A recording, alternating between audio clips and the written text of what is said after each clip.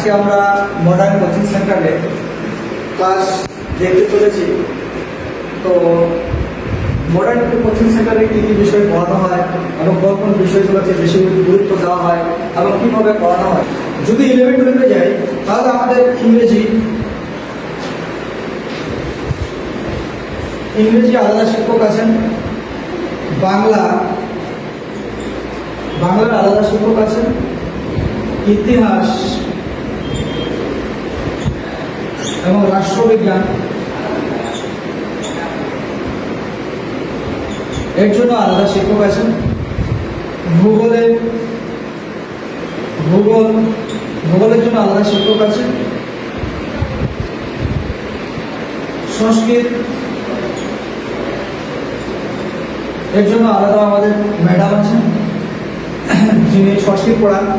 তারপরে আমরা এডুকেশনের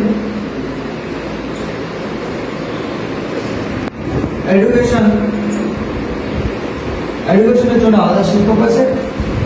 তাহলে ইংরেজির জন্য একজন আলাদা শিক্ষক, বাংলার জন্য আরেকজন আলাদা শিক্ষক, ইতিহাস ভূগোল একজন টিচারেই পড়ান, তিনি আলাদা একজন শিক্ষক, ভূগোলের জন্য আলাদা শিক্ষক, সংস্কৃতির জন্য আলাদা ম্যাডাম আছেন আমাদের সেন্টারে, ঠিক আছে। এডুকেশনের জন্য আলাদা শিক্ষক আছে।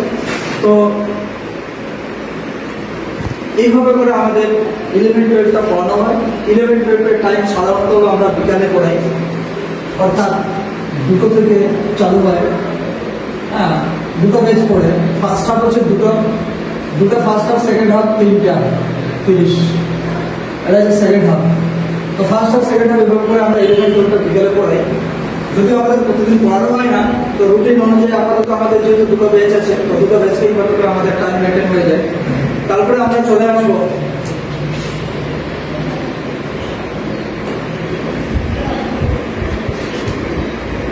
ডিলিট করে এটা।